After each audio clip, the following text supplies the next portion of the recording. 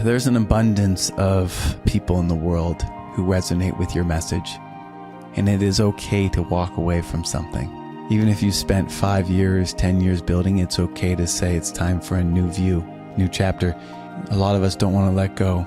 We don't want to let go of the business that we've worked so hard to create. We don't want to let go of our relationships that we've actually really cultivated. And sometimes that's necessary in life. Sometimes it is. And so for this, I started anew. But really, I didn't focus so much on the superficial aspects of a business, because although they're extremely different from a superficial standpoint, they're not from a depth standpoint. Just like humans are not really that different when we actually really look at us. We all have emotions. We all want the same things in life. We really do.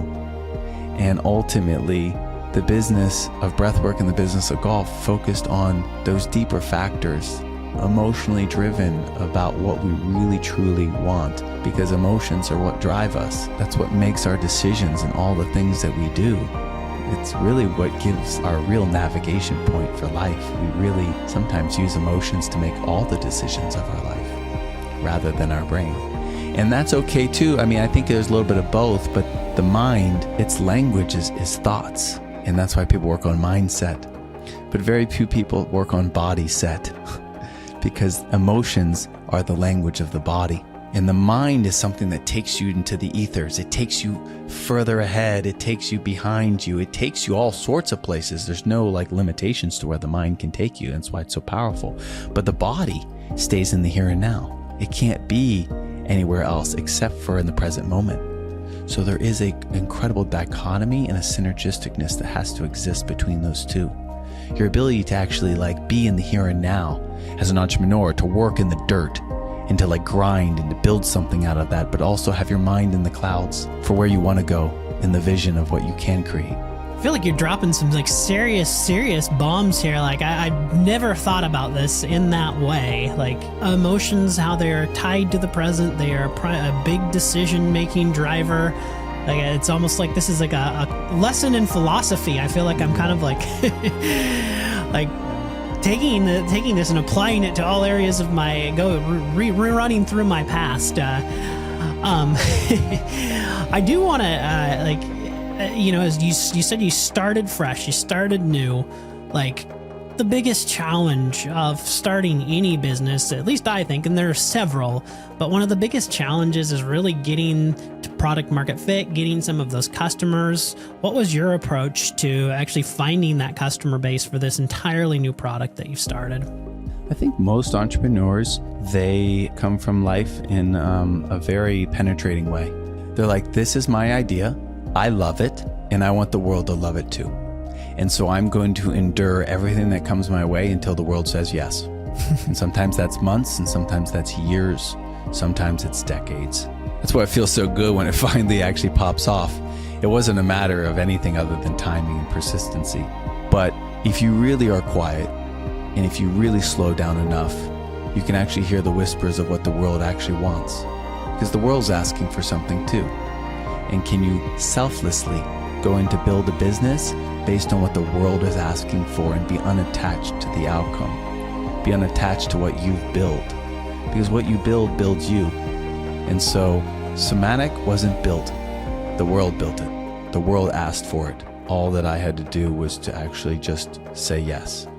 It is a question of whether or not you're willing to literally hang up the ideology that what do you want in life, and really tune into what does the world want from you. And when you're willing to actually be soft enough and listen to that, you don't have to build a business. Somatic Breathwork is not a business. It is a movement of people that move towards us because they value what they see. Business oftentimes is you moving towards a customer. It's the opposite exchange. When you're a company, you move towards clients and customers. When you're a movement, they move towards you. All that you have to do is listen. Listen to what they're asking for, what they need, their wants, their desires, and do your best to fulfill that. Can you take us through on maybe just a tactical example? Because it's interesting. There's almost a contradictory dynamic to the entrepreneurial mindset of I'm going to persist with my one idea versus I'm going to listen to the market and I'm going to listen to what people want, like what you're just describing in the second half. So how did you maybe more tactically apply that to starting Somatic and starting a movement? Yeah, I don't think I really had a choice, honestly. I think Somatic chose me. I see a business as an opportunity to see a separate entity, something that wants something. Some businesses want to be massive inside the world, like an Amazon, Walmart. They want to be that big. They're entities that have desired to grow that big, and they have stewardship that encourages that growth. Other businesses don't want to be that big. They want to be smaller in the world. That doesn't mean they're not more or less valuable. It's just what they want to be. And so it's really like, I don't know if there was a strategy. It's like Somatic Breathwork was just a modality that really helped me. And then when you find something that helps you or others, how can you not desire to want to share that with the rest of the world? When you find a new adapted pattern that helps you and could help your tribe, your community, we want to share it. And that's really all this was. I was given a gift. I discovered it. I felt it. I was like, wow, what a gift I just received. I have incredible reverence for this. What happens if I re-gift it? What does that look like? What does that feel like? And then you can come from a place of like feeling, because a lot of people, they want to be somewhere they've never been, and they're trying to visualize what it's like to achieve that $1 million successful entrepreneur, famous actor, visualizing it. But what would it feel like to be that? What does that feel like? How does that fill you up? In that moment, you can feel it fully right there. And you can let that be your driving force to move towards a feeling rather than a vision.